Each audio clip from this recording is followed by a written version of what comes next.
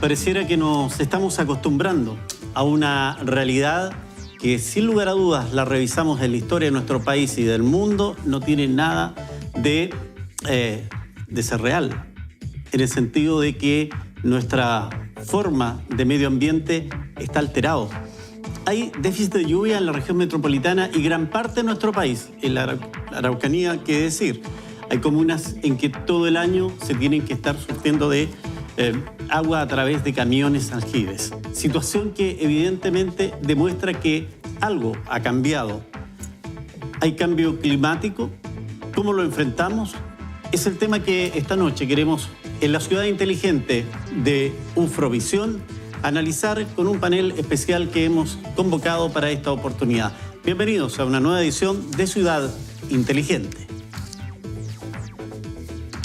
Y para acompañarnos hoy día tenemos que agradecer la presencia, como siempre, de investigadores, de especialistas, de gente que está precisamente analizando estos temas. Agradecemos a Gustavo Ciudad, director del Instituto Medio Ambiente de la Universidad de la Frontera. Gustavo, bienvenido, gracias por estar con nosotros nuevamente. Gracias por la invitación. No, es un placer poder contar con ustedes, como también con Erika Álvarez, directora del Centro Tecnológico Territorio Mayor de la Universidad Mayor sede de Temuco. Erika, bienvenido y gracias por estar en nuestras pantallas. Muchas gracias por la invitación. Marcelo Somos, académico y director del Centro Butamallín, investigador en cambio global de la Facultad de Ciencias Agropecuarias y Forestales de nuestra universidad. Marcelo, gracias por estar con nosotros. Muchas gracias por la invitación. Y también forma parte de este panel, representante del sector privado, secretario ejecutivo de la Sociedad de Fomento Agrícola SOFO de Temuco, Andreas Kebrich. Gracias por estar con nosotros, Andreas. Muchas gracias, Miguel Ángel, por la invitación. Bueno, ya lo decíamos en esta introducción a la Ciudad Inteligente de hoy miércoles, y que a propósito de todo, se sintió hoy día ya el cambio de temperatura. Pareciera que la primavera se está acercando o está en la vuelta de la esquina ya. ¿No les pareció a ustedes igual, no? Sí, bueno, se nota que viene el calorcito tan necesario para el sur. Y iremos a quedar en deuda nuevamente, como ya ha sido con la constante los años en materia hídrica, en materia de precipitaciones. ¿Qué dicen los estudios que ustedes han podido ver, Gustavo? Bueno, sin duda que para la región el tema hídrico es un tema de vital importancia y ya está demostrado que hay un déficit en las precipitaciones, y eso ya se viene anunciando evidentemente por lo que llamamos el cambio climático. Ya la ONU lo dijo en su 5º informe, donde se habla que el cambio climático, ¿no es cierto?, según todos los estudios que se han hecho, es exclusivamente responsabilidad de la actividad humana. Y eso es una noticia, yo creo que nos toca a todos, y en el fondo es un llamado a preocuparnos, que parte, ¿no es cierto?, de nuestra responsabilidad, ¿no es cierto?, es como lo estamos viviendo hoy día, pero también somos responsables de las soluciones que vamos a darle a futuro a este planeta. Y cuando hablamos de agua, Andreas, siempre como que miramos el campo, miramos la producción agrícola, pero el agua también en la ciudad es indispensable, es el vital elemento. Pero naturalmente ustedes tienen una mirada especial, particular respecto del uso del agua en el recurso agrícola. Sí, Miguel Ángel, siempre para el sector agrícola a veces es complicado este tipo de preguntas, especialmente cuando estamos todavía absolutamente en una época en que están los cultivos, en general todas las plantas comenzando el desarrollo. Acaban de salir de la temporada invernal, digamos, de nuestro receso invernal. Estamos viendo que los árboles también en la ciudad empiezan a brotar. Entonces están entrando en la fase de crecimiento, en la fase donde empiezan a exigir mayor cantidad de nutrientes, y por cierto el agua no podemos dejarlo aparte, digamos. ¿No es cierto? Llega a su máxima expresión ya a la floración y a la formación de los frutos. Entonces, estamos iniciando esa etapa en el sector agrícola, evidentemente muy atento. Hasta aquí no podemos decir de que efectivamente el agua esté faltando, porque para nosotros lo que resta del año es sumamente relevante, la primavera y cómo vamos a ingresar, digamos, hacia el verano. Pero claramente, cuando existen estos déficits, como los que estamos viendo, también el déficit se expresa en la acumulación de nieve, y de alguna forma se va a ir también o anticipando o advirtiendo que el verano pudiera venir un poquito distinto. Quiero dejarlo en distinto porque creo que va a ser parte de lo que vamos a conversar más rato, de cómo esta cosa puede estar cambiando, digamos. Pero esencialmente como digo, necesitamos hasta aquí, los cultivos se han podido establecer bien, los árboles frutales, los animales, las praderas, estamos, hasta aquí diríamos, vamos bien. Claro, y en eso, Marcelo, ¿cómo se ve la ciudad? Hay un tema ahí que comienza a preocupar. Uno ve a los meteorólogos en Santiago y cada día se lamentan, no va a llover mañana nuevamente, no va a llover esta semana. Estamos con un déficit de casi 70% en Santiago, que un poco va en alguna normalidad para ellos, pero sin embargo igual están preocupados. Sí, o sea, yo no sé si estoy de acuerdo en eso de que va en una normalidad. La pregunta ahora es, yo creo que es entender el concepto de qué estamos hablando por esta normalidad. Si estamos dentro de un periodo, o sea, como ya se acaba de mencionar aquí, tenemos cambio climático, entonces ya sabemos que va a haber un cambio que es de origen antropogénico, pero lo que tenemos que entender, por ejemplo, la sequía que tenemos ahora, si es que esto es algo que es parte de la tendencia, este es nuestro nuevo normal y nosotros vamos en el proceso de encontrar ese nuevo normal, o hacer un proceso cíclico que a lo mejor en algún momento se va a recuperar de alguna manera el sistema. Entonces, claro, ahora lo que tenemos es que las ciudades en general nos estamos expandiendo en el uso de los recursos, la población sigue creciendo y si bien es cierto nos hemos vuelto un poco más eficientes en el uso del agua que hace, no sé, 50 años o 20 años atrás, pero eso no es suficiente porque lo ideal sería que la población creciera pero que no aumentara el uso de los recursos. Y esas dos cosas no están de la mano, todavía sigue la tendencia en el uso del recurso, en este caso del agua, sigue en el alza al igual que el aumento de la población.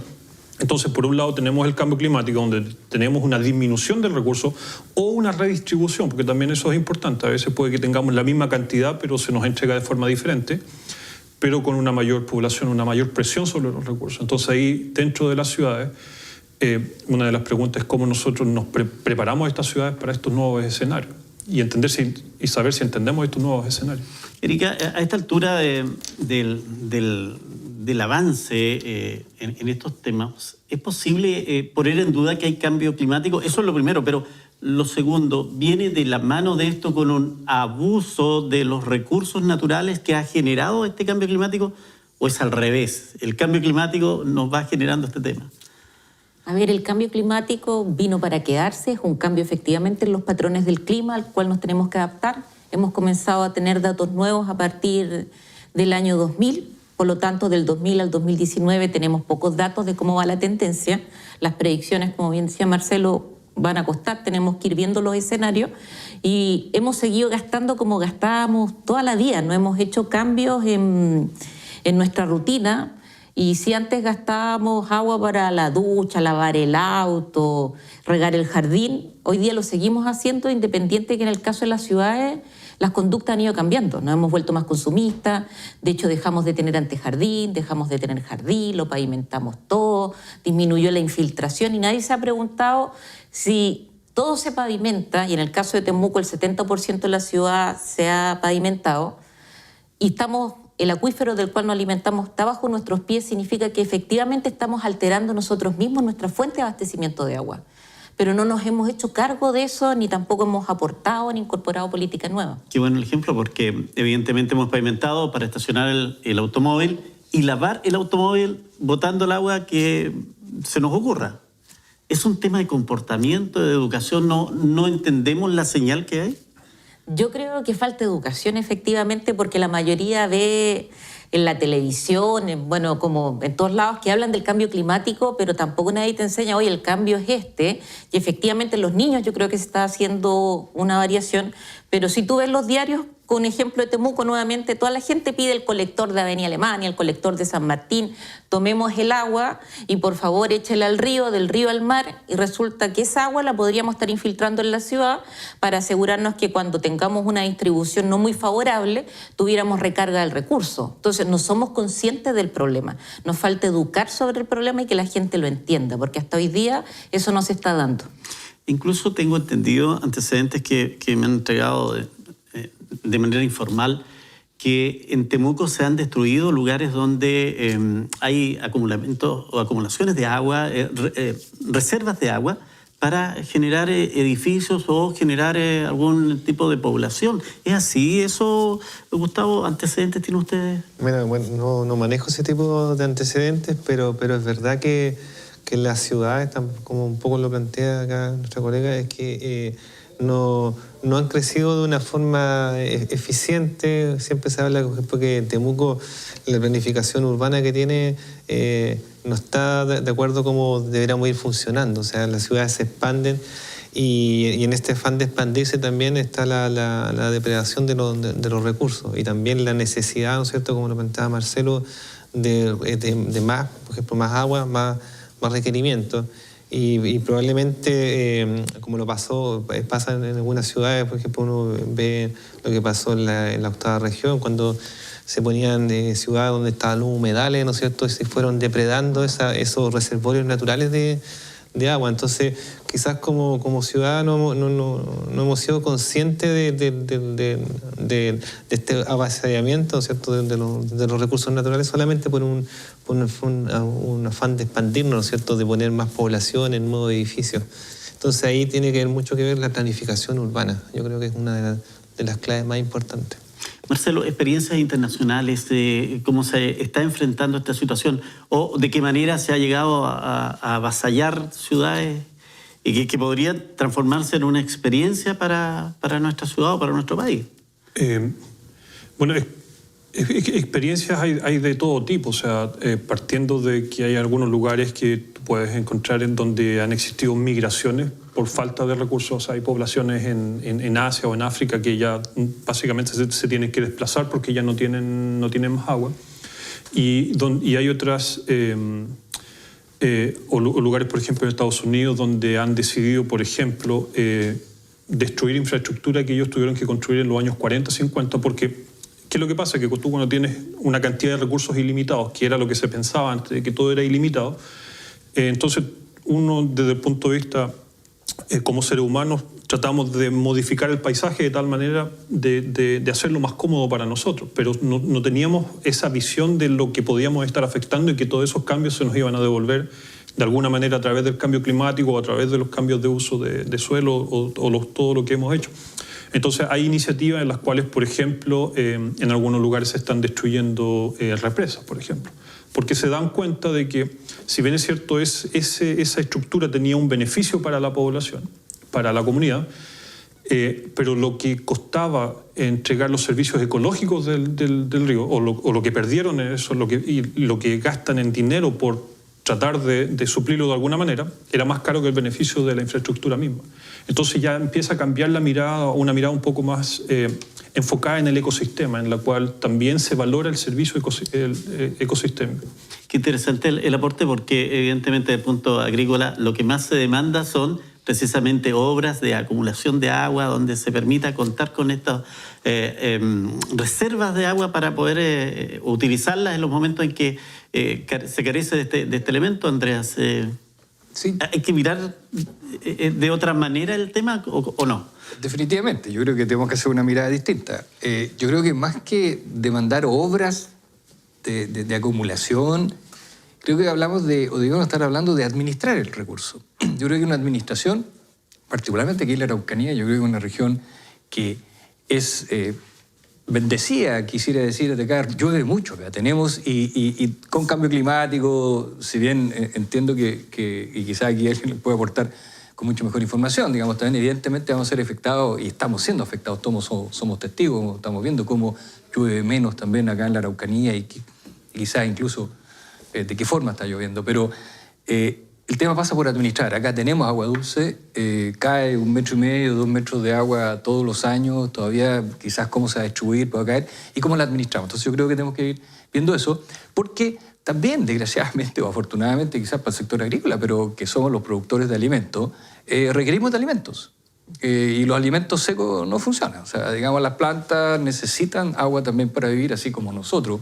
Consecuentemente, digamos, tenemos que poner atención un poco, al menos desde el punto de vista de atender las necesidades de la población, que, como se ha señalado también, vamos en tasas crecientes, necesitamos producir alimentos, digamos, y los alimentos tienen altos contenidos de agua. Estábamos hablando de una manzana, 90 y tanto por ciento, 95% de agua, una sandía, ¿para qué decir? Digamos, ¿se fija? Entonces, y el trigo también tiene un 13, 14, 15% de agua seco, ¿ya? Entonces, tenemos que también destinar agua para la agricultura y por eso la voz o esta alerta, decir, señores, también construyamos obras para administrar esta agua que pasa, que cae en la región, pero el 85-90% pasa hacia el mar y no la utilizamos de alguna forma, quiero decir, inteligente, no sé, o productiva, digamos, para también el desarrollo. Entonces, se mezclan las cosas un poco y hay que estar atentos, digamos, a cómo enfrentamos este cambio y del que todos participamos, que yo creo que también es un poco un punto muy interesante. Se ha hablado de predación, de recursos, y yo creo que cuando usamos esa palabra como que tendemos rápidamente a pensar que es otro.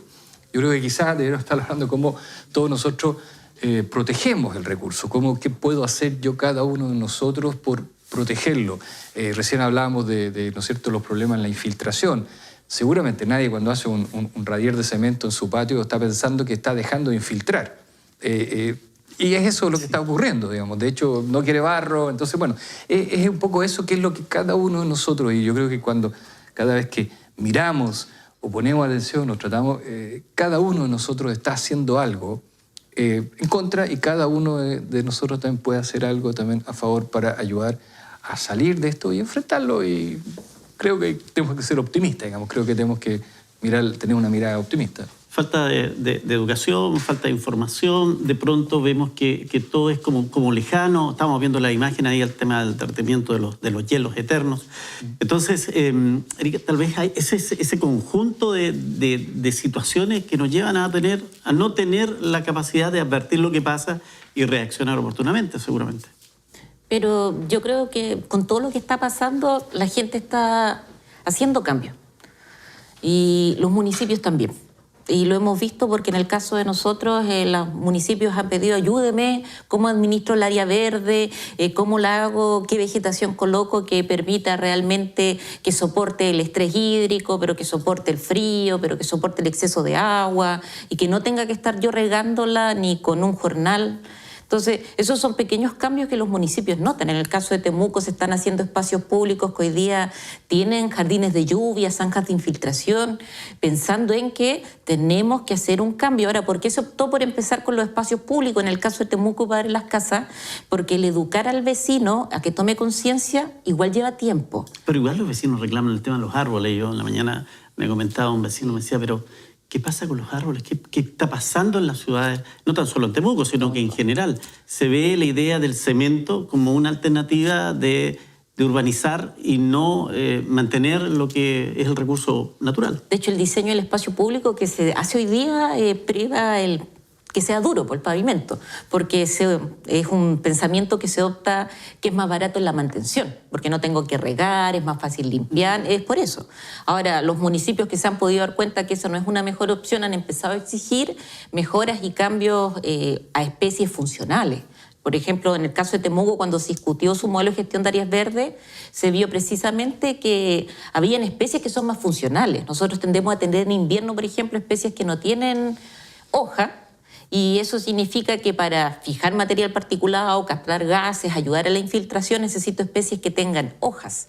Y hay algunas que son nativas y en algunos sectores, y eso nos ayudaría a descontaminar, nos ayudaría con las islas de calor, nos ayudaría con la infiltración del agua. Tiene muchos beneficios. Hoy día el tema de los servicios ecosistémicos, que es planificar en este caso el arbolado y el espacio público y a la vez educar, es una estrategia que ya se está haciendo, tal vez tímidamente, pero yo creo que es bueno que se esté haciendo desde los gobiernos locales. Y otro ejemplo, Padre Las Casas, que por estos días ha cambiado toda sus calles, hay todo un tema de transformación producto de este tremendo proyecto, el megapuente y todo eso. ¿Cómo va a enfrentar este paisajismo nuevo? ¿Viene con alguna iniciativa o se va a tener lo mismo que siempre? En este caso, el municipio ha optado por pedir y estamos ahí trabajando con la CEPAL y el municipio en un diseño sustentable de espacios públicos, que va a tener bandejones que efectivamente puedan tener estilo pradera, que tenga un estilo urbano-rural, que recoja las gramíneas y las herbáceas que soporten efectivamente el estrés, que soportan el frío, la lluvia, que requieren poca mantención en su diseño, y en los bordes árboles funcionales. Entonces estamos en esa conversación con el municipio, más el Serviu, de cuáles debieran ser las mejores especies, en qué momento plantarlas, cómo hacer este paisajismo. De hecho, ya llegamos a consenso de cuáles especies, cada qué tramo. Los colores son tremendamente importantes para los vecinos. Sí. Y ha sido un tema que hay que conservar especies que son bonitas por el color, no necesariamente funcionales, pero logramos encontrar combinación de otra especie, que, por ejemplo, la lavanda. La lavanda requiere mantención porque crece, se desordena, pero si tú la pones con cares u otras especies que la contienen, esas otras especies le mantienen la humedad, la protegen del frío y no le permiten expandirse, entonces se ve bonito el color. Y encontramos que hay algunas gramíneas que el municipio ya está estudiando el ciclo reproductivo en sus viveros para ver efectivamente cuándo conviene colocarlas, cuántos duran, y apostando porque necesito hoy día hacer un cambio, y apostando porque vamos a partir con 2 espacios públicos haciendo un diseño 100% participativo y educativo, y queremos que estas 2 opciones de ejemplo nos ayuden a ir contagiando a todas las otras áreas verdes y espacios que queremos ir cambiando en Padre Las Casas. O sea, los vecinos van a participar en su paisaje. Sí, Qué interesante, completo. Es un urbanismo táctico distinto. De hecho, se arma con ellos todo, se instala, se ve qué tal funciona y después lo vamos modificando. Acompañamos 4 años acá a estos barrios junto con el municipio, que es el compromiso que hoy día tenemos. Gustavo, y desde la academia, ¿cómo poder hacer eso, que la gente también tenga algún grado de participación, pueda de alguna manera interactuar con los investigadores, con los científicos, en orden a poder también asumir su rol en lo que significa proteger el medio ambiente? Sí, bueno, aparte se ha mencionado acá en la mesa la educación, yo creo que es un factor clave, porque la persona común y silvestre, claro, ve el cambio climático, pero como se menciona acá, ve las noticias, ve, por ejemplo, que en Europa, no sé, pues hay olas de calor, pero no se da cuenta que el cambio climático está en todas partes y nos está afectando de alguna manera a todos, pero en diferentes formas. Y bueno, y eso se han dado cuenta los países y los científicos están súper pendientes de eso. Y también un ejemplo es lo que se viene con la COP25, por ejemplo, que la Convención de las Partes, que se hace por primera vez en Chile, una oportunidad súper importante donde se junta la academia con el sector público, el sector productivo, a conversar sobre el cambio climático y cuáles son, ¿no es cierto?, los próximos lineamientos, porque, bueno, se menciona, ¿no es cierto?, siempre se ve un poco más dramático, pero como que estamos en un punto de inflexión, ¿no es cierto?, que tenemos que tomar decisiones importantes, y ahí la comunidad científica, el aporte que puede dar es súper importante, porque nos puede dar los lineamientos de cómo mantenernos nosotros como especie. Siempre se ha hablado, ¿no es cierto?, que no sé, que el planeta va a desaparecer, pero en el fondo la especie que va a desaparecer va a ser la especie humana, si es que nosotros no lo podemos mantener. Entonces, a todos nos va a llegar algún momento. Entonces, claro, estamos luchando en el fondo por mantener nuestra especie y también por afectar lo menos posible a las demás. Entonces, el aporte científico es muy importante, y la idea también esto de la COP25 es llevarlo a las regiones. Ahora nosotros hace poco tuvimos la información que la Universidad de la Frontera anfitriona COP25, y eso significa que va a ser un espejo de lo que es la COP25 que se hace en Santiago. Entonces la idea es traerlo a regiones donde podemos tener espacios comunes, ¿no es cierto?, entre científicos, ¿no es cierto?, y el ciudadano común, el sector productivo, porque la verdad que estas cosas que hay que conversarlas, y cada región en el fondo también tiene su propia realidad, entonces hay que verlas también las cosas por separado, y eso nos va a permitir tomar estrategias, ¿no es cierto?, para enfrentar este cambio climático. Claro, Marcelo, hasta el momento es el agua el evento con que hemos advertido de mayor manera el cambio que se está experimentando. Pero hay otros elementos que también son complementarios de este cambio climático. Sí, yo diría que el principal sería la agua, lluvia y temperatura. Esos son como los principales. En la temperatura hay mayor certeza, o sea, lo que sea las predicciones que se han hecho durante los últimos 20 años en general van en buena dirección.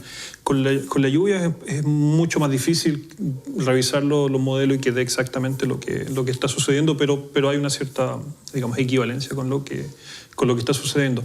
Pero hay una serie de otras variables que también están, por ejemplo, aquí recuerdo, no sé si fue el año pasado, no sé, que hubo, por ejemplo, una granizada en una época que nadie esperaba una granizada y se perdió una serie de cultivos que estaban en floración. Desconozco los detalles de qué se perdió, pero ese tipo de evento es algo que va a ser cada vez más frecuente.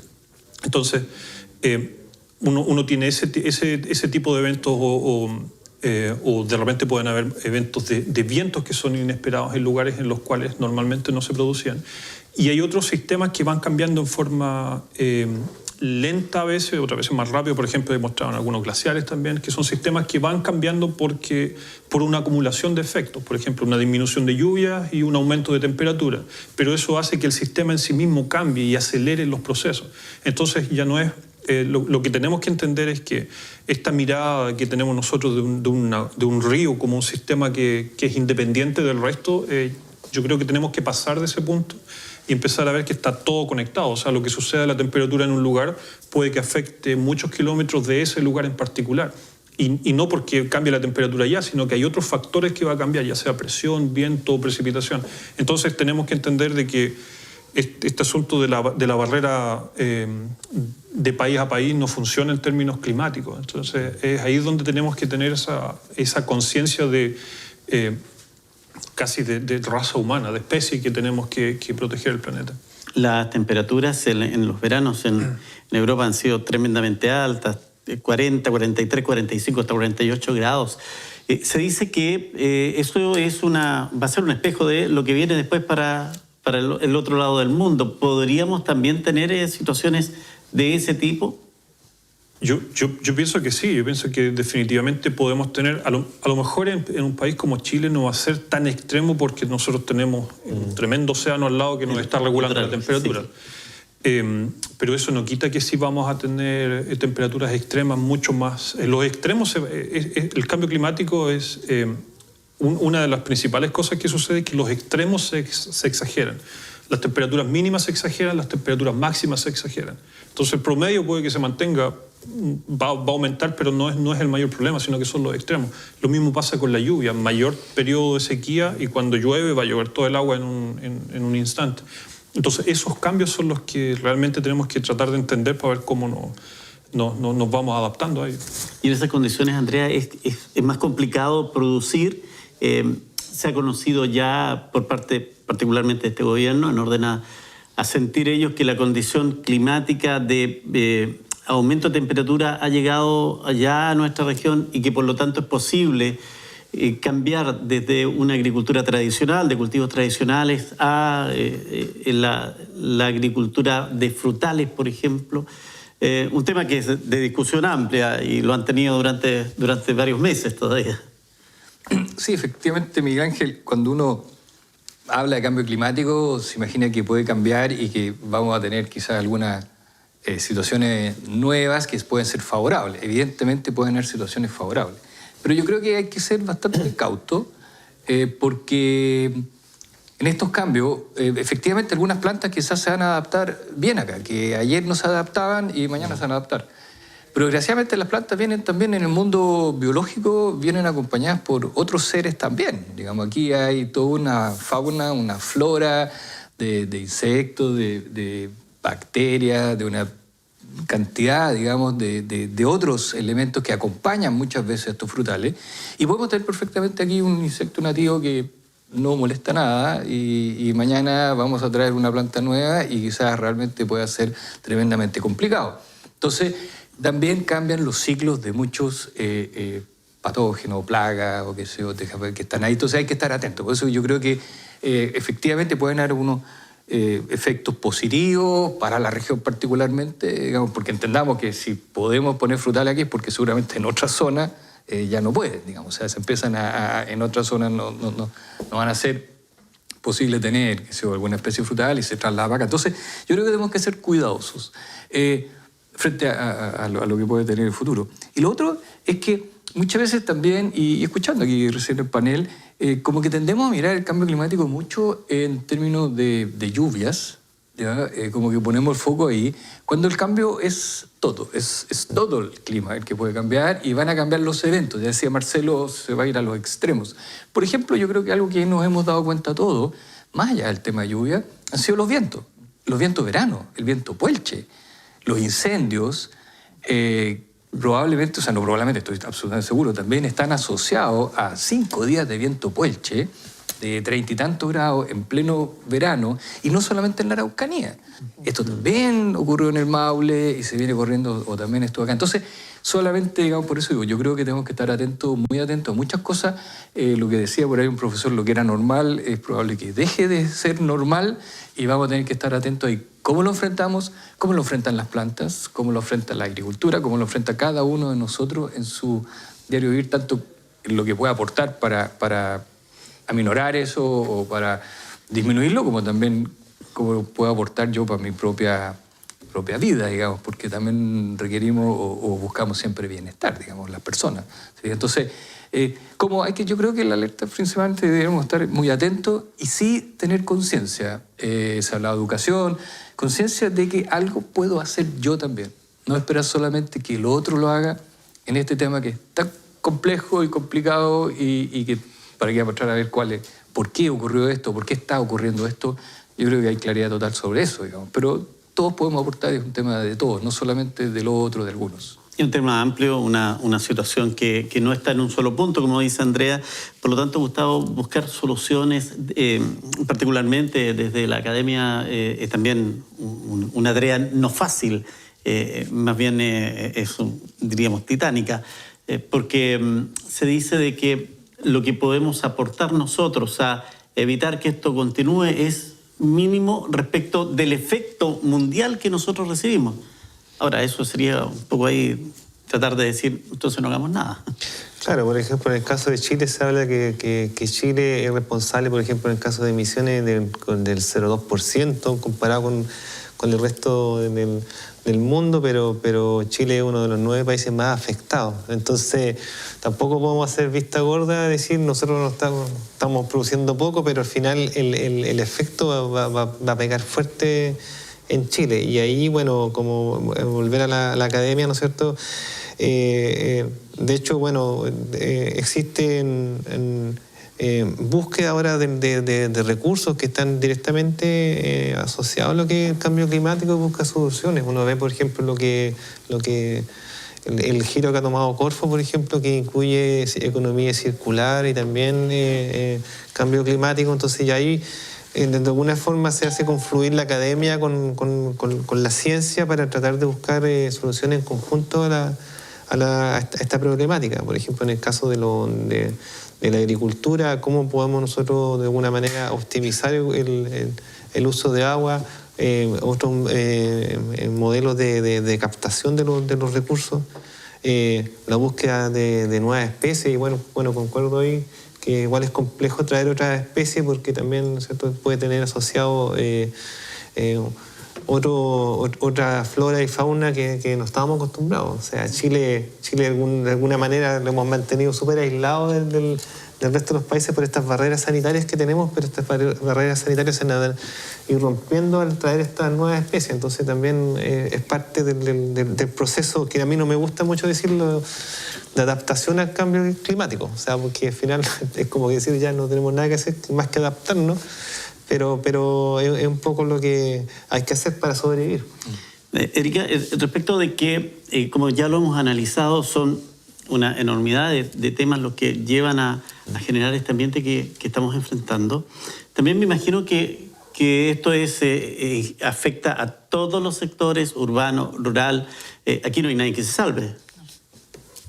No, efectivamente, como bien decía Marcelo, igual tenemos que tratar de ver como un sistema. Nosotros cuando miramos la cuenca, y la cuenca produce, y tiene una cabecera, y produce agua, y tiene hielos eternos, o tiene en algunos casos nieve, como el nacimiento del cautín, y después hay distintas actividades productivas que van haciendo y desechando y ocupando recursos, y después entre medio están las ciudades que también ocupan y sacan recursos. Tenemos que llegar a un equilibrio con una mirada global, no podemos seguir mirando como, no, es que el problema lo tienen allá en el campo, no, es que el problema lo tienen acá en la ciudad. O lo tiene el vecino. Sí, no, es un problema que tenemos todo y efectivamente tenemos que empezar a mirar como sistema, o sea, toda acción que una persona hace hoy día influye.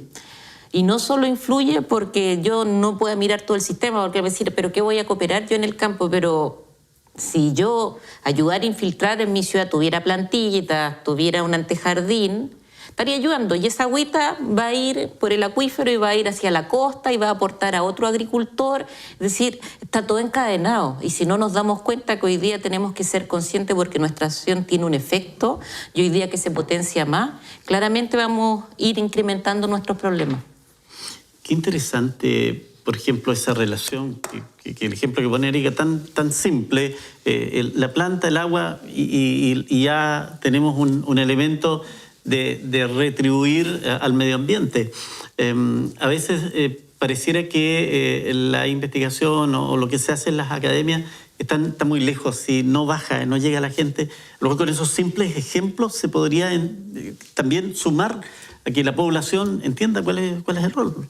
Sí, bueno, nosotros estamos súper conscientes de eso y también como el rol que tiene, ¿no es cierto?, el académico, ¿no es cierto?, o el científico de transmitir esto, ¿no es cierto?, hacia las masas. Y hay que partir, ¿no es cierto?, por las nuevas generaciones. Por eso nosotros, por ejemplo, en la Universidad de la Frontera tenemos una planificación 2030 donde se hizo una consulta a la universidad y apareció el tema del cambio climático y como parte importante. Por ejemplo, ahora la universidad va a trabajar sobre la política de sustentabilidad, con la cual, ¿no es cierto?, pretendemos que incluso afecte a lo que es la misión de la universidad, que es decir, por ejemplo, que nosotros podamos preparar profesionales que tengan varias, ¿no es cierto?, cualidades, y una de esas la responsabilidad social y también el tema de la responsabilidad con el cambio climático. Entonces nosotros estamos impulsando súper fuerte el campo sustentable en la Universidad de la Frontera, donde hay varias acciones que se están haciendo muy simples, promoviendo, por ejemplo, desde el reciclaje, la conciencia en el consumo, los residuos que se generan, cómo el ciudadano, ¿no es cierto?, desde su hogar, ¿no es cierto?, puede tener un efecto tan importante en la ciudad, y ese efecto a veces se pierde, y como dices tú, a veces no existe ese canal que comunica, ¿no es cierto?, lo que se está viendo, no sé, por estos cambios inmensos que vienen para el planeta, o la investigación, cómo uno la lleva a las personas. Entonces ese trabajo lo estamos haciendo, y yo creo que en el fondo todas las universidades están un poco en esa misma parada de tratar de tomar esos conocimientos que se generan, ¿no es cierto?, y ¿cierto?, que tengan un impacto en el territorio, como comentaba Erika. Claro, es tremendamente interesante e importante sumar a la población, y en eso, Marcelo, sin duda que hay tarea pendiente, como dice Gustavo.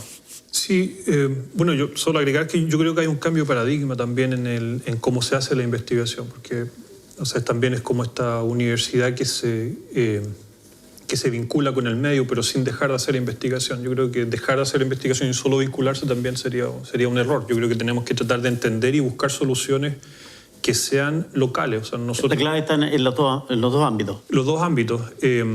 Y que nosotros desde la academia aprendamos a comunicarnos, y que desde la población existan las instituciones civiles que también vayan a la academia. No es en una dirección nada más. También tienen que haber instituciones que estén empoderadas, ya sea en los ministerios o ya sea en los municipios, y que estén interesados en que haya un interés desde ambos lados. Yo creo que tiene que ser esto, porque el problema es global, entonces tenemos que resolverlo juntos. No es que yo hago una investigación y le digo al otro lo que tiene que hacer y no me entiende lo que yo le quiero decir. Y él tiene un problema que después yo digo no me sirve en mi investigación. No, yo creo que tenemos que tratar de hacer cosas que sean en conjunto. Y no es fácil porque no estamos tan entrenados para eso, pero de a poco yo creo que se está dando ese cambio de paradigma. Y hay ejemplos. Ahora por ejemplo, estamos participando, no sé, en acuerdos voluntarios de gestión de cuenca. Y son ejercicios que son difíciles porque son voluntarios y hay que poner de acuerdo y para poder llegar a estos acuerdos muchos tienen que ceder. Entonces ya el cambio climático queda de lado y el problema ya es la gestión. Eso acá en la región. En la región, esto es en Angola, en lo que participamos, y hay otras instancias, menos la que yo participo es en Angola. Y es porque la comunidad quiere adaptarse, quieren entender el sistema, entonces ellos invitan a los diferentes actores y se está trabajando en eso. Pero no es un ejercicio fácil porque requiere de la voluntad de mejorar el problema. Primero entender el problema y después tratar de gestionarlo y hacer lo mejor que podamos dentro de con los recursos que tenemos. Claro, y ahí está el tema recursos, que es uno de los elementos más importantes y que de pronto no es resorte ni de los vecinos ni del investigador, es del gobierno de turno. Por ejemplo, y lo que dice Andrea es súper importante, porque si bien es cierto, estamos hablando de una disminución de los recursos, pero ¿dónde va a ser catástrofe? En la Araucanía no debiera, o sea, no quiero con esto minimizar el problema, pero sí, no es que no haya agua en la Araucanía, entonces ya es un problema cómo gestionamos esta agua. Es difícil de creer, por ejemplo, que en esta región se le entregue agua en camiones de aljibe a la gente. Y es así. Y es así. Ahora, tampoco voy a caer en el error, por ejemplo, que me acuerdo que una autoridad dijo, por ejemplo, el agua se pierde en el océano. Si uno habla con un biólogo marino va a decir, en realidad no se pierde porque nos lleva el alimento para los peces. Entonces, y ahí es donde uno tiene que entender que todo está conectado. No es que se pierda, tiene otro el ecosistema tiene un funcionamiento que... Entonces, claro, pero tenemos que tratar de entender todo. Y para eso nosotros tenemos que levantar la investigación desde la población, pero no dejar de hacer investigación. Claro, el rol de la agricultura ya lo hemos comentado, Andrea, pero sin duda que ustedes también, sus investigaciones, sus miradas, los estudios que se hacen, tienden a ver la manera de cómo enfrentar este cambio climático desde precisamente este sector que tiene un desafío, alimentar al resto de la población, y que no es menor. Sí, sin duda, no es fácil, por eso necesitamos de academia. Yo creo que se ha mencionado acá todos los trabajos que se están haciendo o las inquietudes que están, porque la verdad es que nosotros cumplimos un rol dentro de la sociedad o de la comunidad, digamos, justamente como dice Miguel Ángel, producir los alimentos, ¿ya? Pero ¿cómo enfrentamos esto? La mejor forma creo que tiene que venir aquí desde los estudios o de personas que nos ayuden, porque está todo encadenado. O sea, lo claro es, ¿no es cierto?, es que la atmósfera subió temperatura, 1 grado, la temperatura media, digamos, 1 grado y medio, 2 grados, no sé, ¿no es cierto? Y eso alteró nuestra atmósfera. Y ahí están todas estas alteraciones y de ahí viene esto que llamamos cambio climático, que es al final un calentamiento global y que arrastra eventos distintos, que llueve diferente, que hay más viento, que a veces más calor, pero también más frío, de repente graniza en el verano, en momentos totalmente fuera de periodo quizá, o atípicos, extemporáneos, decimos a veces un poco. Entonces, te fijas, y eso a la agricultura nos complica mucho, siempre, seguramente muchas personas han escuchado, pero claro, cuando llueve en verano, el agricultor que está por cosechar su trigo, claro que le da mal, o cuando no llueve y viene sequía y también tenemos problemas. Entonces, claro, pero mirando, el vaso lleno, hoy día estamos haciendo uno de los mejores vinos y que precisamente es por una condición de temperatura que se está dando en la zona, vinos que están llegando a las mejores mesas de Europa, dicen. Si es que... Claro, sí. Sin ninguna duda, pero para producirla se requiere agua, riego, hay que regar. Entonces, efectivamente, si ya lo hemos señalado, tenemos que estar atentos porque también pueden arrastrarse otros elementos más en este cambio climático, que aparezcan, digamos, como decía, algunos ciclos, y no solamente de repente plagas foráneas, sino que incluso alguna que estaba acá, que era muy disminuida o hacía un ciclo en el año, de repente por este cambio climático vamos a tener 2, 3, 4, 5 ciclos y se nos puede complicar por ese lado. Por eso digo, yo creo que lo claro es que están haciendo cambios. Yo creo que afortunadamente este panel muy bien lo representa, con mucha gente de la academia, investigadores o gente preocupada desde esa instancia, y sabemos que hay también otras instituciones públicas y privadas de investigación que están atentas, y el mundo está muy atento viendo cómo enfrentarlo. Tenemos también la suerte que estamos, siento yo al menos, en un siglo donde tenemos mucha informática, mucha también metodología, como se dice, estar poniendo simular, muchas simulaciones, podemos tratar de ir advirtiendo cosas a partir de todas las mediciones que se han hecho, como digo, para tratar de ver qué podemos hacer para, no sé si revertirlo, al menos detenerlo o controlar, tratar de controlar este cambio. Por eso es que para el sector nuestro, para la agricultura, evidentemente una situación muy complicada. Nosotros, más del 50% de nuestros factores de producción, para decirlo en términos económicos, dependen del clima. O sea, nosotros producimos afuera. Necesitamos el agua, necesitamos el frío, necesitamos la lluvia, necesitamos el calor, necesitamos temperatura, necesitamos irradiación solar también. Todos los elementos del clima. Creo que no sé si viento, no sé si lo necesitamos, pero sí también a veces para el polen, para la polinización, el viento es sumamente importante claro. en algunos momentos. Entonces necesitamos todo eso porque estamos afuera. Erika, la conexión de la región, del trabajo que hacen ustedes como investigadores, como científicos que hay en la Araucanía, ¿hay una conexión con el mundo, con institutos, universidades que estén ahí también en la primera fila, preocupados al igual que ustedes de este tema? Sí, de hecho la universidad igual tiene otros centros en Santiago. Y por ejemplo el Centro de Nanotecnología ya está trabajando con nosotros en la región, EMERA también está trabajando con nosotros y ellos tienen convenios con otras instituciones internacionales y hemos ido... El tema de la región como de la metropolitana y la cuarta y la quinta región como está siendo crítico, la universidad ha distribuido los centros por condiciones adversas que vayan teniendo las regiones para poder afrontar con soluciones. Por eso nanotecnología está siendo interesante en cómo aportar ciertos elementos en la región de soluciones tecnológicas que hoy día vamos a tener que necesitar para, bien como dice Andrea, hacer una mejor gestión y administración del recurso.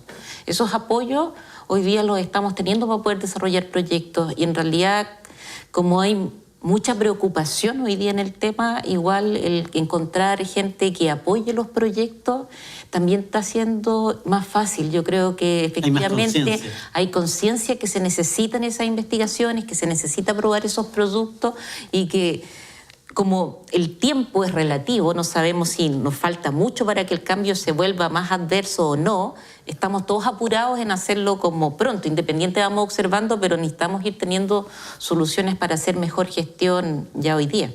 Gustavo, ¿y la UFRO cómo le ha ido en esto de, como ella bien dice, de apoyar el sector público-privado? ¿Hay también disposición para de pronto decir, sí, los apoyamos en esto? Sí, de todas maneras. Bueno, las universidades en general son entes gigantes, por lo menos la universidad tiene mucho contacto internacional, también contacto con otras universidades, tanto públicas como privadas, para tratar de buscar soluciones, alianzas. Las alianzas son súper importantes porque a veces alguna universidad tiene ciertas capacidades desarrolladas y otras no, entonces ahí uno confluye. Siempre hay una buena comunicación entre los ¿cómo se llama esto? Los investigadores, y ahora casi todos los proyectos que vienen son de cooperación. Hay muchos proyectos de cooperación internacional donde hay recursos para investigar en temas de cambio climático, y entonces ahí se ve que existe una preocupación ya mundial, ¿no es cierto?, donde se están dando recursos para que los científicos podamos, ¿no es cierto?, de alguna manera encontrar soluciones. Y lo importante de esto es tener diferentes realidades, porque ahí uno puede sacar experiencias desde otros lugares, traerlas acá y ver si es que se pueden, ¿no es cierto?, acoplar acá o implementar, ¿no es cierto?, porque hay otros países que ya han vivido estas cosas antes. Entonces la idea es que esta ¿cierto?, conversación entre diferentes centros y universidades pueda, ¿cierto?, apoyar a la generación de soluciones locales. Y eso es súper potente. Veíamos las imágenes de apoyo ahí con situaciones devastadoras. Evidentemente, Marcelo, el mundo aquí está en alerta y algo nos puede decir cómo poder tener alguna señal en si vamos bien, vamos mal, estamos aportando o no. Claro, o sea, tenemos señales claras de lo que puede suceder. Yo, un poco colgarme en lo que dijo Gustavo. Por ejemplo, nosotros tenemos nuestros vecinos en Perú que ellos ya tienen, ellos tienen el 70% de los glaciares tropicales, por ejemplo, en el mundo, que están en Perú. Y a ellos esto del cambio climático los viene afectando hace mucho tiempo. Entonces nosotros no tenemos que irnos al hemisferio norte para ver este problema. Podemos ir a Perú y ver que ellos hay zonas agrícolas que en un momento tenían mucha agua y ellos desarrollaron una agricultura muy fuerte en el río Santa, y ahora eso probablemente va a desaparecer porque va a desaparecer todo el sistema de glaciares que ellos tienen en esa zona. Entonces, yo creo que es bueno que vayamos mirando también en otros lados lo que está sucediendo a través de estas conexiones internacionales, a través de estas colaboraciones, para un poco saber lo que está pasando acá. El tema de los aluviones también, que es otro tema que también se está presentando, y no solo acá, sino que en la Patagonia, en Chile, en todos los lugares, uno ve que hay este tipo de tendencias, y eso ya está sucediendo hace muchos años en otros lugares. Entonces, también tenemos que estudiar y ver qué podemos tomar desde esos lugares para aplicarlo acá. Muy bien, era la intención esta noche de asumir este tema. Entendemos de que la agricultura está en la preocupación de esto, buscando los mejores opciones para enfrentar esta condición, como lo decía Andreas, y tal cual lo planteaba Marcelo. Las experiencias a lo mejor internacionales no hay que buscarlas tan lejos. Estamos ahí con nuestros vecinos en Perú y aportar naturalmente desde la academia con las municipalidades en sus diseños de paisajismo, que es tremendamente importante e interesante, considerando de que estamos en una región verde, una región donde evidentemente el recurso de la tierra está ahí presente. Claro, hoy día alterado por las condiciones, como se está llevando adelante la nueva configuración de las comunas, de las ciudades, y donde hay otro tema que a lo mejor da para otro panel, pero donde cada día la ciudad le va quitando terrenos al campo, a lo rural. Y claro, con un trabajo académico que nos presentaba Gustavo en orden a hacer esa conexión que necesitamos entre la investigación y naturalmente lo que significa la población, los vecinos que dicen cómo cooperar, cómo estar participando de este proceso en el cual podemos cada uno poner un granito de arena y poder entrar a detenerlo. Dicen que es poco lo que podemos hacer, son más los efectos negativos que nos pueden llegar, pero hay que hacer algo. Agradecer a ustedes la gentileza de haber estado con nosotros acá en la Ciudad Inteligente de este día miércoles. Muchas gracias. Gracias. Y para ustedes que están en casa, invitarlos para el próximo miércoles a otro tema tremendamente interesante. Y también mañana vamos a estar en Visión Nocturna con otro tema que a usted le interesa. ¿Qué pasa con esta rebaja de horaria para los trabajadores en Chile? Hay varias propuestas, de eso vamos a estar conversando. Muy buenas noches.